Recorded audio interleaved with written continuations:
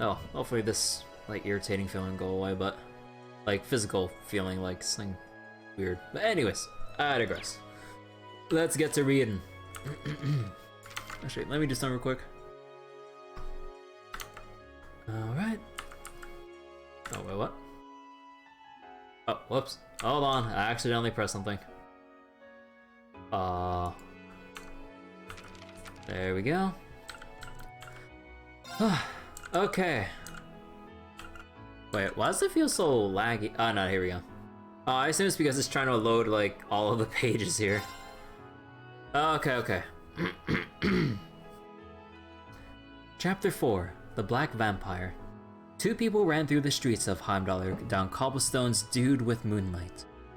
In the lead was Rose, her navy blue coat flapping in the wind like the wings of a hawk as she pursued her foe, or their foe. Just behind her, and shocked by her speed, was Alphonse, head whipping left and right as he searched for Luca. There had been no sign of her on the short path between the tavern and the grocery store where she had apparently been sent. When Rose sensed the ominous presence of the vampire outside the tavern, she immediately set about following it. Alphonse didn't know what kind of trail she had picked up, but she flew down streets and narrow paths without hesitation, as if following a puppet's strings back to its master. To find his friend, they now followed the vampire, spurred by that terrible certainty that the two were connected. The sound of a piercing shriek filled the air, sending a chill up Alphonse's spine and freezing him to the spot. There's no mistaking its owner. It was Luca's voice. "Luca!" Alphonse cried. "Where are you?" "The scent is coming from this way," Rose called, before rushing down a narrow alleyway. Alphonse followed, stumbling over his own feet in his desperate attempt to keep up with her. He could barely breathe from running so much, but he ignored the tightness in his chest and sped on, kicking aside boxes and garbage piled here and there on the path. Eventually he reached the other side of the alleyway and emerged into a neighboring street. In it stood someone, or something. It was draped in a black overcoat, the upper half of its head wrapped in a large cloth. Not even its eyes were visible. The only part of the body that remained uncovered was the bottom half of its face. Deathly pale expanse of flesh, with a twisted smile at its center. At first glance, it seemed almost human. Alphonse was not fooled. This is it, he thought. This is the vampire. It was then that he realized that the black-clad figure was holding something in its arms. Luca. Just as that realization hit, the vampire's rictus of a grin yawned wide as it opened its jaws. Alphonse caught a fleeting glimpse of the beast-like fangs, too long, too sharp to be human. Seeing them, Alphonse instantly recalled the bite marks on the murder victims' necks. As he watched, horrified, those needle-like teeth descended towards Luca's throat. Rose was the first to act, in a movement so fast that he could barely track it. She withdrew several thin objects from inside of her cloak and threw them at the vampire. Alphonse remembered her showing them as part of her vampire hunting kit. The knives flashed in the moonlight as they sped towards the creature. As it was about to sink its fangs into Luca, the vampire turned towards them, dodging the knives just in time. Luca fell to the ground and the vampire jumped high into the air, descending just behind Alphonse. It happened so fast that Alphonse was still staring at the spot the vampire had been when it landed silently behind him. The creature that was terrorizing Heimdallr, the murderer of countless women, the thing that had attacked Luca, and was so close. Anger overrode fear. Alphonse clasped the hilt of his military saber and drew it. He spun around, slashing horizontally across the vampire's chest. The blade made contact. The vampire laughed. Alphonse watched, transfixed as the wound on the creature's chest healed. The next instant, the vampire punched its right fist out towards the pit of Alphonse's stomach at incredible speed. The impact was so great that it forced him back, expelling all the air from his lungs.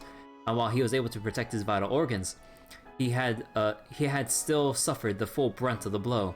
He doubled over in agony. "Get down!" Rose cried out from behind him. With no choice but to obey her as best he could, he let himself fall limply to the ground. As he did, The stir of air from Rose's lightning-fast rapier thrust ruffled his hair as it passed.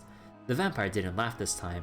Perhaps sensing danger from the rapier's silver radiance, it threw up its left arm in defense.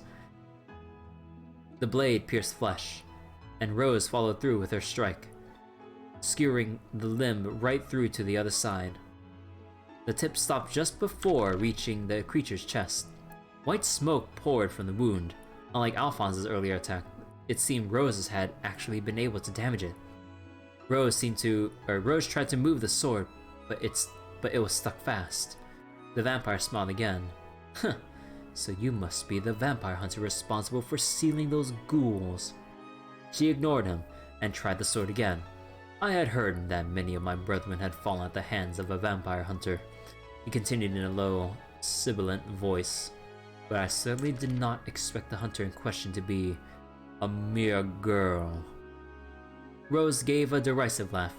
Brethren, I think you will find that word is meant for humans, not beasts like your kind. The vampire hissed and bared her teeth, she bared her teeth at it as they both fought for control of the sword. Rose tried pushing forward, urging the blade on, while the vampire kept the muscles in its forearm as rigid as steel to thwart her movement. Still lying on the ground, Alphonse gathered just enough strength to begin crawling his way to Luca's side. When he reached her, a quick check lessened the mad pounding of his heart. She was unconscious, but otherwise unharmed. Relief washed over him. Also, one moment.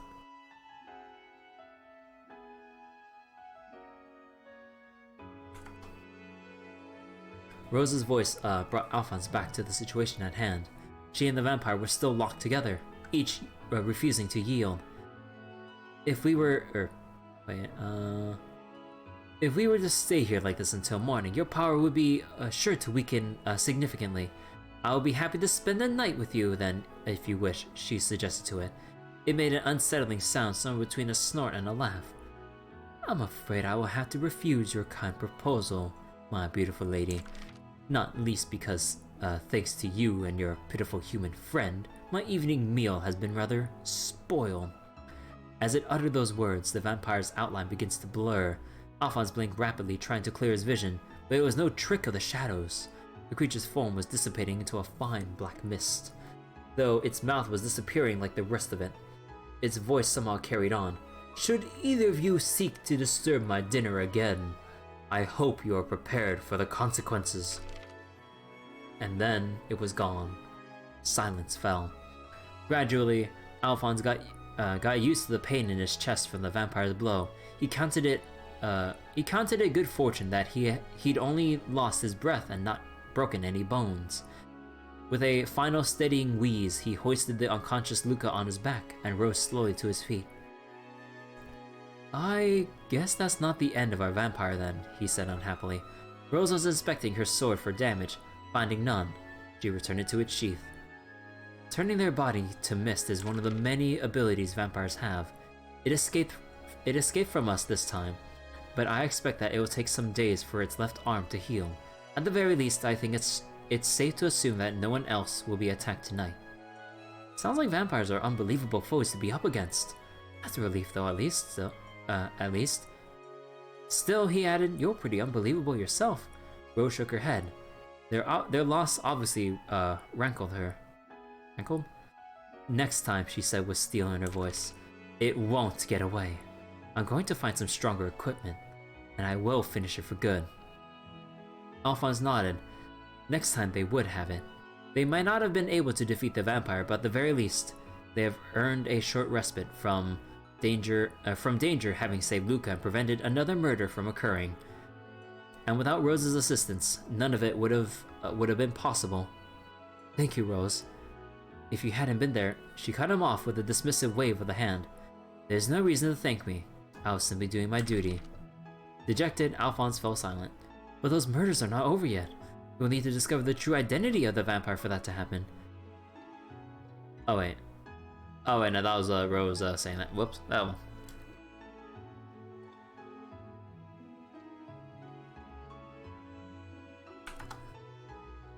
Yeah, he said at length. You're right.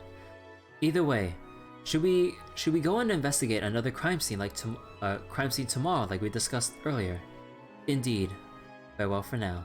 And with that, she left. She didn't even wait for Alphonse's response, a fact that left him feeling even more downhearted, considering all that they'd been through that night. Afterwards, Alphonse took Luca to her home. As he walked, she finally woke up. Finding herself on his back, she flushed and stammered her way through his questions. She remembered nothing of what had happened to her, it seemed. Unable to tell her the truth, Alphonse simply said that he found her collapsed outside. It was probably just from fatigue from work, he told her. Thankfully, she seemed convinced. All the while, as he tried to feign cheerfulness to put her at ease, his mind was still focused on the battle earlier. He hadn't stood a chance against the vampire. He had even forgotten this silver short sword that Rose had given him. In the heat of battle, he had simply fallen back to his military training and used his saber, for all the good that had done. While he had at least been able to avoid getting in Rose's way, he felt ashamed as an Imperial soldier. Next time he swore to himself that he would not let her down. He would help bring an end to the murders once and for all. As Alphonse hardened his resolve that night, Rose navigated the dark streets alone, her mind fixated on the past. The sight of Alphonse on the ground after being struck by the vampire, the image of his friend, who had almost lost her life, been turned into a ghoul, the vision of the one cursed memory she desperately sought to forget. Am I on the verge of making the same mistake a second time? She wondered aloud. Oh wait, this is Rose walking right now.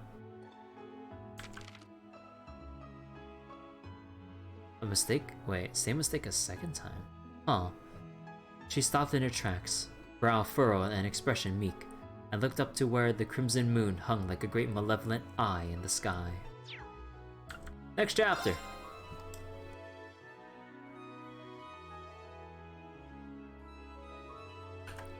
Excuse me. Chapter 5. Wait! Guys? What do you mean this is 28 pages? Bro. Bro, you can't do this to me.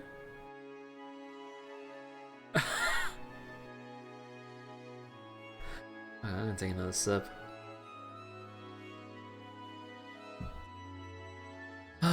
Okay.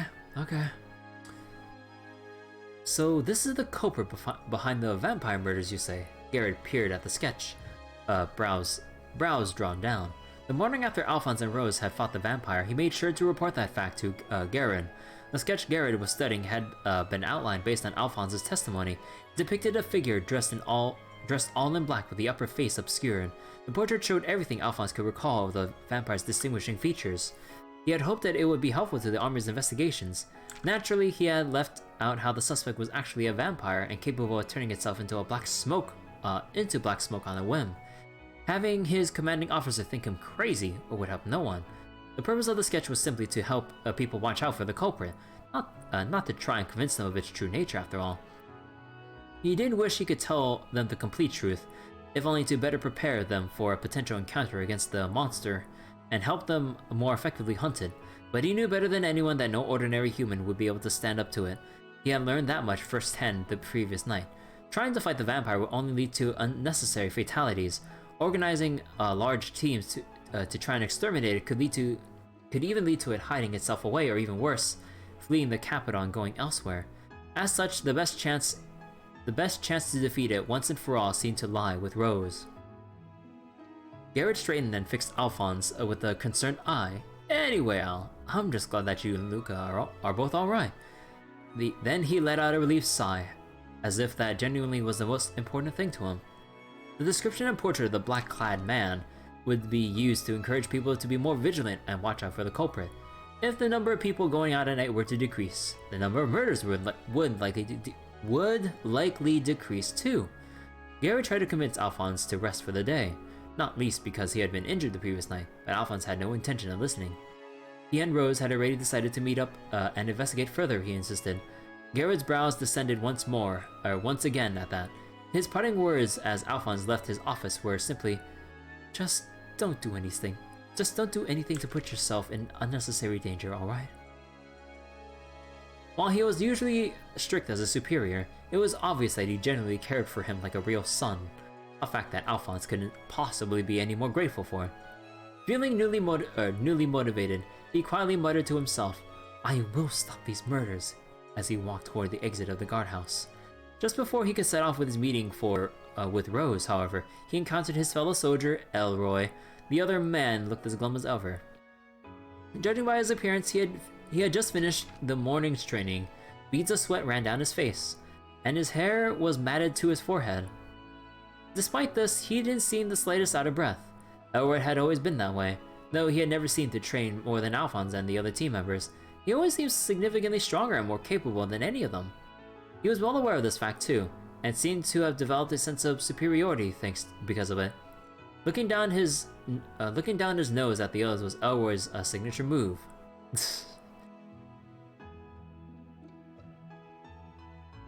Superiority complex, huh? Today seemed no different. He turned to Alphonse with a mocking smile on his face. "So you ran into the culprit behind those so-called vampire murders, did you?" "Yeah, I did." Elroy gave a contemptuous snort. "Huh. Well, you're useless then, aren't you? Why did you catch him?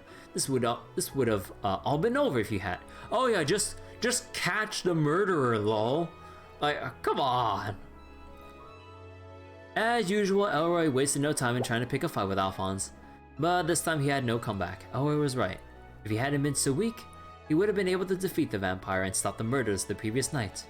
Seeing Alphonse's reaction to this provocation, Elroy folded his arm triumphantly. "Commander might favor you, but I think it's about time you stop letting that get to your head and learn your place." Alphonse was about to retort when he noticed something. Elroy's left arm was wrapped tightly in several layers of bandages. "What happened to your arm?" Alphonse pointed to the bandages with his finger, and for a brief moment Elroy seemed unsure how to respond. It's nothing really. I just heard it in training earlier." Wait. Dude, oh my god. I mean, unless it's a red herring or whatever. Dude, Elroy is the fucking vampire? Oh my god. Because the silver sword pierced his left arm. And all of a sudden, Elroy out of nowhere just goes, wait, or we just go like, wait, Elroy, what happened to your left arm, my man? "Oh, I got it hurt in training. Yeah." Bro. I think this is way too obvious though. There's no way it's that obvious. I don't want to believe it to be that obvious. But if we start seeing more signs, dude. Spots of blood peeked through the bandages, making it clear that it was a very recent injury, at the very least. Alphonse looked at the damage with concern. "Huh, this is why I can't stand you." Apparently thrown off by his teammates' worry, Elroy gave an audible tut before walking away, leaving a slightly embarrassed Alphonse behind. While they were hardly on the best terms, Alphonse didn't bear any particular grudge against Elroy. It was clear that the same couldn't be said for the other man, but Alphonse had no idea what he had against them. Letting out a sigh, he returned his thoughts to the investigation at hand. Now wasn't the time to be thinking about Elroy. He had to focus. With a shake of the head, he opened the guardhouse door and set out to meet Rose. They had decided to continue their search where they left off. So it was at the scene of the fourth murder that Alphonse met Rose. Despite scouring the area as thoroughly as they could, however, they found nothing that would help them identify the criminal. Eventually, Rose stopped to think for a while before proposing that they make their way to the street where they encountered the vampire the previous night and search the scene there. Alphonse agreed. It seemed like a completely different place during the day. The still quiet that had marked the night had been replaced with cheerful chatter and the bustling of people examining the wares at the street stalls. Since the murders were known to have happened at night, people seemed happy to go about their ordinary lives during the day without a worry in the world. Taking care to avoid standing out too much, they walked side by side around the street looking for potential leads. "It's hard to believe that we fought a vampire here last night." Rose's lips curled slightly. Most would find it difficult enough to believe that vampires exist to begin with. I suppose that makes the existence of people like me, who live to hunt those vampires, more unbelievable still. Was that meant as a joke? Alphonse wondered. Unsure how to respond, he elected to remain silent. Unfazed, Rose set about analyzing the previous night's events. The scent given off by that vampire was the same as the one I sensed from all of the victims. At the very least, it seems beyond the doubt that that vampire is the killer we've been searching for. His scent? Alphonse asked, before recalling that Rose mentioned something similar earlier when they were trying to pursue the vampire the previous night. So, if we follow that scent, we can find out who the vampire is. Rose shook her head. I'm afraid not. As I said before, vampires are only capable of using their powers at night. During the day, they're no different than ordinary humans, and accordingly, the scent that gives them away as being a vampire vanishes as well. They both knew that. Ideally, the best way to defeat the vampire would be to strike during the day, while it was unable to activate its powers, but without any clues as to the vampire's identity. They didn't have any chance of doing so. Realizing anew just how difficult the work of a vampire hunter must be, Alphonse admired Rose all the more for being able to cope with it. Nonetheless, we made contact with a vampire yesterday, and I believe that's a big step forward for this investigation. After all, the more fierce the battle, the greater chance that one of the participants may leave behind some incriminating evidence. There's always the possibility that she may have seen something too. Alphonse assumed that she was referring to Luca. He made to reply, but Rose was no longer alongside him. Turning around, he realized that she had stopped in her tracks some distance behind. Her face was as expressionless as ever, but her eyes were cast downwards as if she was regretting something. What's wrong? It's nothing, she said briskly and moved on. We should continue our search. They set about combing the street for any remnants of their battle. At one point, Rose suggested that they split up to cover a wider area. But even after doing so and reconvening to discuss their findings, or lack thereof, they find themselves no closer to pinpointing the vampire's true identity than they were the previous day. The hour had grown late, and the sun was beginning its slow descent in the sky. The warm glow of its fading rays deepened the red hue of the bricks even as the shadows cast by their sturdy walls lengthened. Alphonse ground his teeth in frustration. All this searching and not a single result! Damn it! Rose had said that the vampire's power had been increasing over time. The previous night's battle had shown that she was capable of competing with it for now, and it was that fact that had allowed them to save Luca, but there was no guarantee that would always be the case if it continued to claim more victims and grow stronger. Seeing Alphonse's vexation over their lack of progress, Rose spoke. Nothing will come from being too hasty. We each have our tasks. All we need to do is complete them. He nodded, knowing full well that she was right, but it was hard not to feel bitter about their lack of headway all the same. He needed to go and report the results of the day's investigation to Garen. They agreed to part ways for the time being. Alphonse proposed that they meet again at the tavern like they had the previous day, but Rose refused his offer. I'm afraid I have business I must attend to with the church. Oh, okay. I really was hoping we'd be able to patrol again and keep an eye out for the vampire again, though, since you're the only one who can sense his presence. Considering what had happened the previous night and the increasing occurrence of the murders, remaining vigilant for the vampire was of the utmost priority, or at least that was Alphonse's thought on the matter. Rose didn't react to the disappointment in his trailing words. Instead, she merely replied that she'd watch out for it alone, before excusing herself with a solemn farewell. There was a pause in which it seemed as if she wanted to say something else, but then she curtsied deeply and disappeared from his sight. Alphonse watched her go with an uneasy feeling in his gut. Something seemed off about her behavior. Unable to work out what it was, however, he was left with no choice but to watch her walk away into the distance. That night, Alphonse made his way to the tavern after giving his report to Garen. Rose may have refused his offer to meet there, but he still wanted to look in on Luca after what had happened to her the previous day. Oh, hello, Alfie! Luca was quick to spot him, and showed him to a seat at the empty counter. After squaring his earlier bill from the dinner with Rose with the tavern owner, Luca excitedly came over to take his order. Seeing her smile and chatter as energetically as ever, Alphonse felt relieved. He had been expecting and fearing a more subdued demeanor from her. Watching her, he couldn't help but think how close she had come to losing her life. And for a pathetic reason like feeding a vampire, just the thought made his blood boil. Alfie, are you okay? Her nervous question made him realize that his anger must be showing in his expression. He quickly put on an awkward smile and set about eating to avoid having to explain everything. A few bites, he felt himself calming down and gave her a more genuine smile. I'm fine, honestly, but never mind me. You haven't managed to recall anything about what happened last night, have you? She shook her head.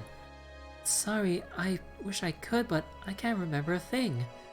He hadn't really expected her to, but he was still slightly disappointed not being able to gather any new information. Rose had speculated that the shock of seeing the vampire had caused her to subconsciously block out any memory of what had happened. As such, it didn't seem particularly likely that she would be able to help them help them find out the identity of the vampire either, he sighed. Luca, meanwhile, was desperately trying to remember something, anything that would allow her to be of service to him. After mulling over it for a time, she suddenly let out an "ah" sound.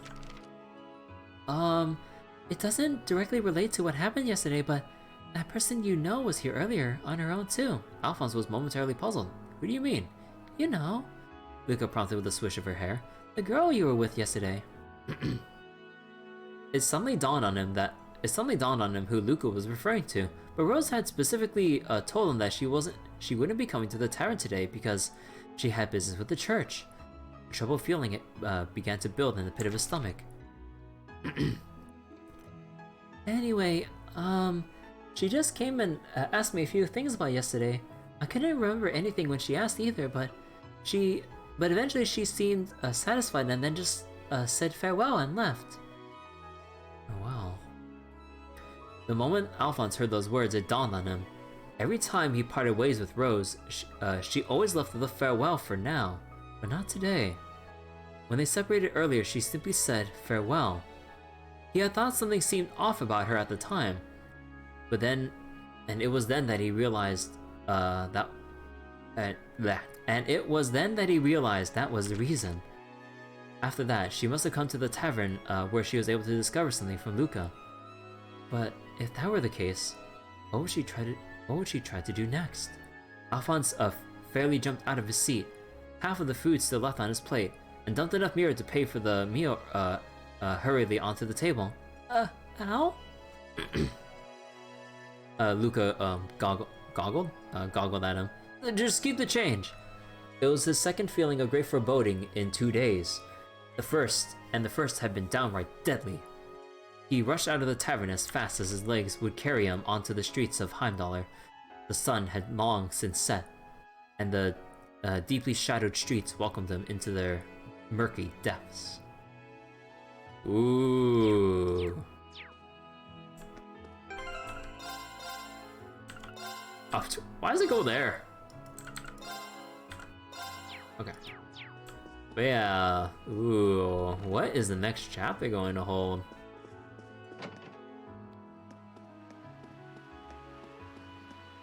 So how long was I reading that for? Was I reading that for like half an hour? It's always so fun reading the novels that they lay out throughout the game. But dude, like, I've said it before, but man, I was not ready for them to basically average out like 24, 25 pages per chapter so far, give or take. Like, oh my god, dude. This is crazy. But guess what, guys? We're 3 hours in. We're finally gonna get some gameplay. Do I have all my orbits set up correctly?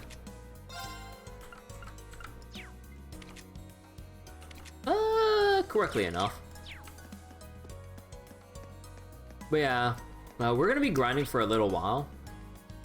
Yeah, that's that quest monster right there.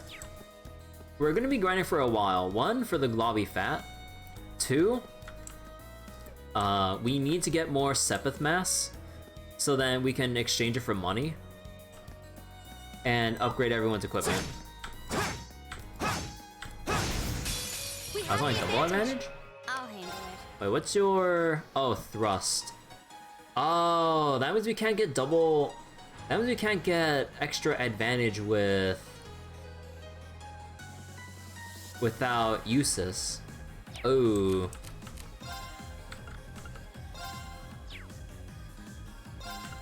No, this is targeted. It's not a set ability. Here we go.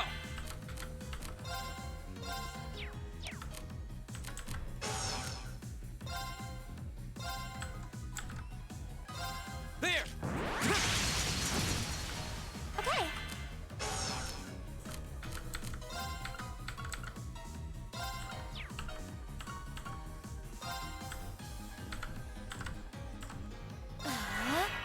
Leave it to me. Yes. Let's keep going. Oh wait, timeout. Oh wait, no, we're good. I thought I forgot something. Okay. So wait, so for this monster... This one is unbalanced by slash, okay. We have the advantage. My turn.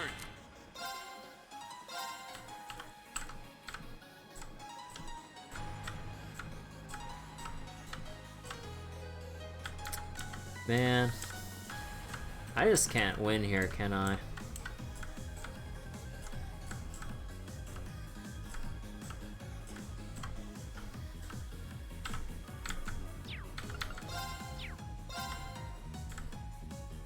Okay, you know what? I'm gonna have to set Rean to like the left side so we can get a clean arc slash. But for now, actually, should I motivate? Let's motivate. All right, let's do this. My turn. Target locked. Yeah. Go. Yeah. Okay, I really need to get movement quartz for Emma, or move her closer. What's the thing again? Fire. Nah, we gotta set it like this. Right. Yes. I'll handle it. It's my turn. Eat that. That takes care of them. Great.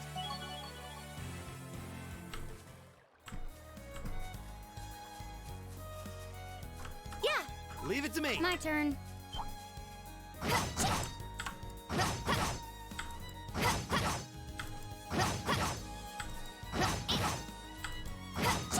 Dude, this fucking animation time.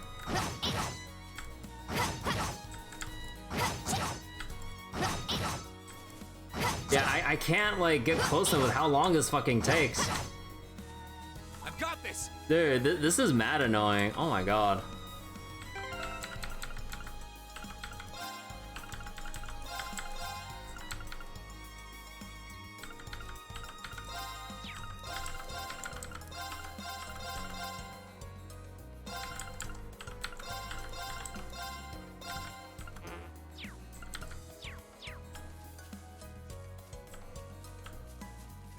I'll handle it. I mean, I guess that's one way of doing it, but that's so janky. Oh my god, dude.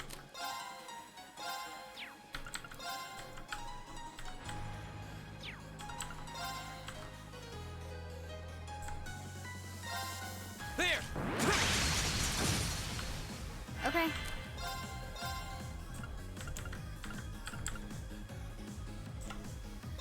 Target locked. Yeah. Gleaming blade. Go. This is it. Leave it to me. Yeah, you're not gonna do anything here. Rock on. Go! I'll help. I'll handle it. Target's eliminated. Let's get going. Okay, got some globby fat. How many do we have? Also, let me just get rid of all the new symbols here. It's annoying to look at.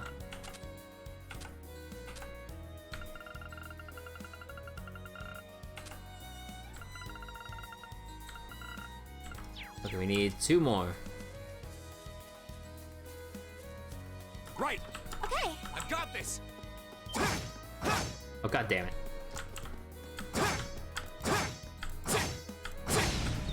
Now's our chance.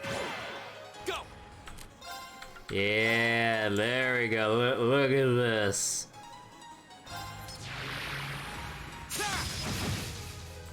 My turn.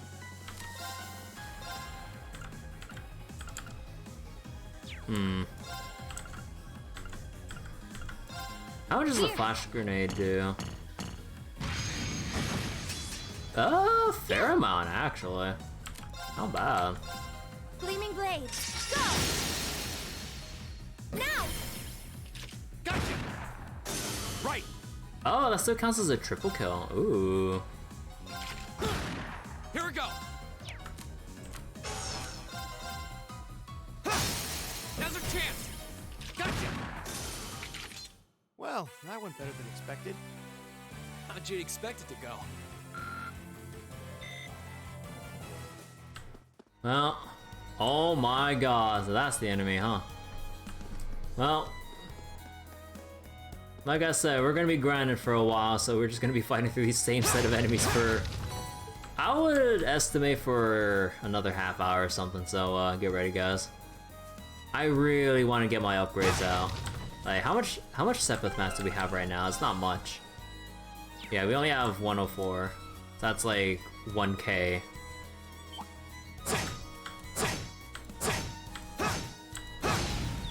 Advantage is ours. Let's finish him. My turn. Target lock. My turn.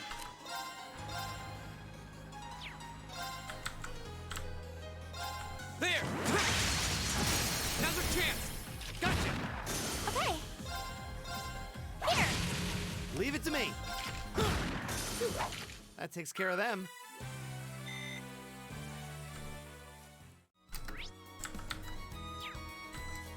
Alright. And now, time to run all the way back.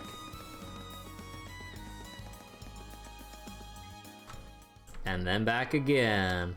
Also, if I remember, wait, who did I give the luck quartz to? Oh, wait, does anyone, No, it's right here.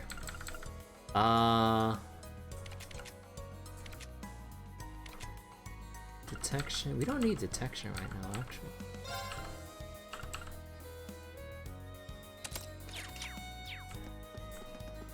I forget, can anyone confirm whether or not having the luck quartz, you would need Now's it, our chance. or what was it? Go. Does the person with luck equipped need to do the final blow in order to get the drop bonus? Because it's been like that for the past 5 games, but I'm not sure to change it for Cold Steel to actually be more friendly about doing that.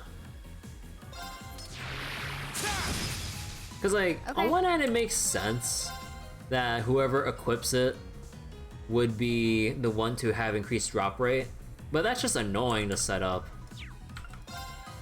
Here. Right.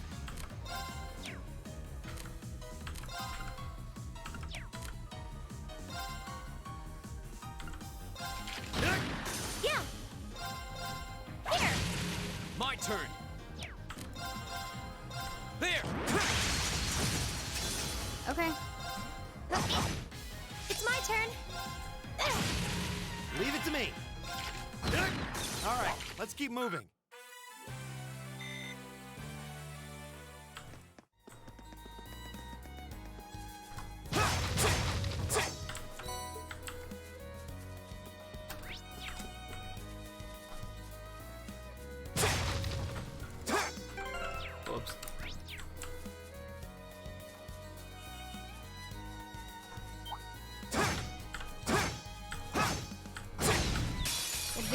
ours.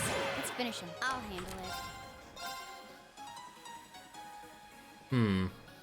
You know, just for the hell of it, I want to do this. Here we go. Silky dance. That's that. Okay, you know what? It's kind of cool. Target's eliminated. Let's get going. Okay, you know what? It's cooler with that sped up. Didn't get anything out of it though. It's kind of a waste of CP, honestly, but I just wanted to do that. We'll have to slowly build her CP back up though. Now's our chance. Let's get him. My turn. Okay. Yeah. Here. Leave it to me. My turn. My turn. That's that. Let's keep moving.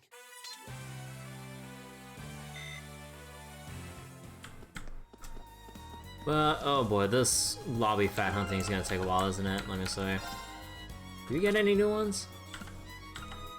Well, we did get one.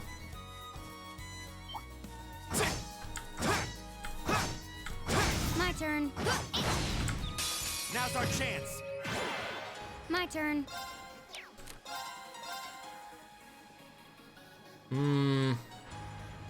Target lock. Sure. Go. There. It's my turn.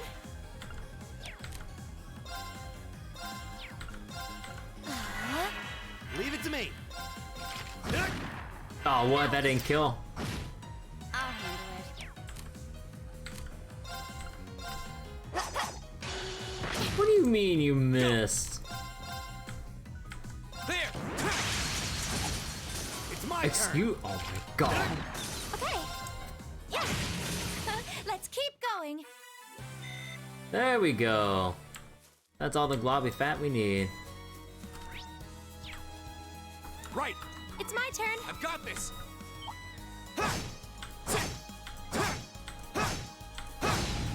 Advantage is ours. Let's finish him. My turn.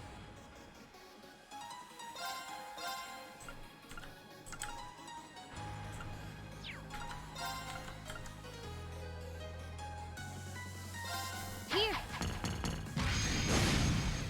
My turn.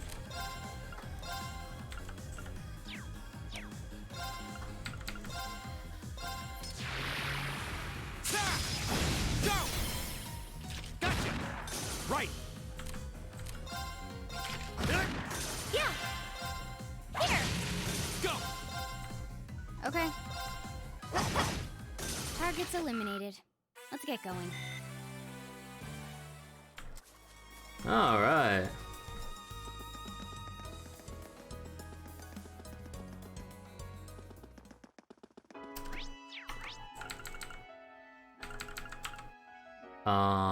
Oh, we can't go straight to the. Okay, hold on.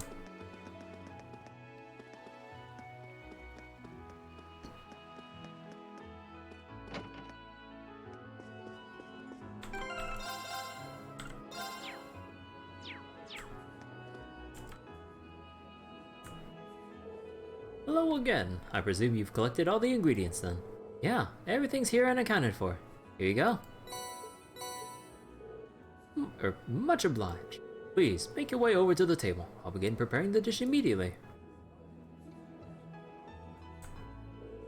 How was it? I call this dish deluxe herb chowder. It was beyond delicious.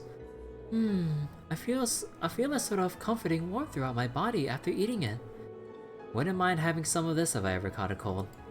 Indeed, I feel like a bowl of this might cure it outright. I'm pleased to hear that. You did mention that this was a rather nostalgic dish. I assume Eustace had it often. That's correct. It was even one of his favorite dishes even. To tell you the truth, the one who created this dish was none other than my sister herself. In other words, Lord Eustace's mother. I see. Well then. Would that make you his uncle? Kinda surprising. Oh, oops, we didn't tell you two about that, did we? My apologies, I was under the impression that you were all aware. I wasn't expecting his mother to be the creator of this dish, though. His mother must have been skilled at cooking if she can think of a dish this delicious. She was indeed. She would even come by to help out here from time to time. First time she made this soup was when Lord Eustace fell ill during his younger years. She went to the church to ask for medicinal herbs, after which she set about inventing a dish that would be both easy for him to digest and enjoyable to eat. Lord Eustace was always at the front of her mind. It really does sound like she cared deeply for him. Ah, Maki is. And yet he lost her 8 years ago. Sounds like he hasn't had such an easy life after all. Someone's thinking about Eustace.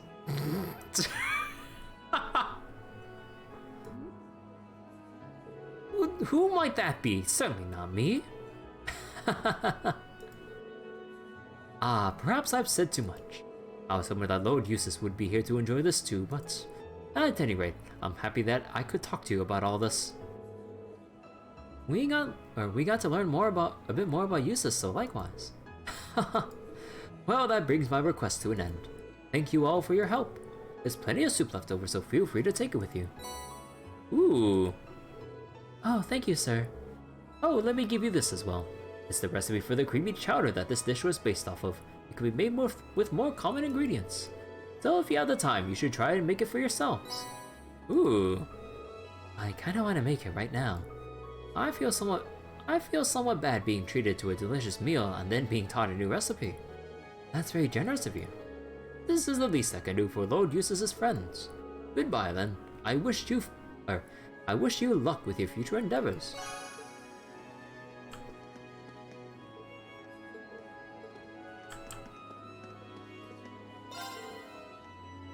Let's see. As much as he tries to hide it, Hammond's always worrying about Lord Eustace. He's been watching over him since he was a baby, apparently, so it's understandable. Oh wait, I think we already read that. Okay then. Let's see.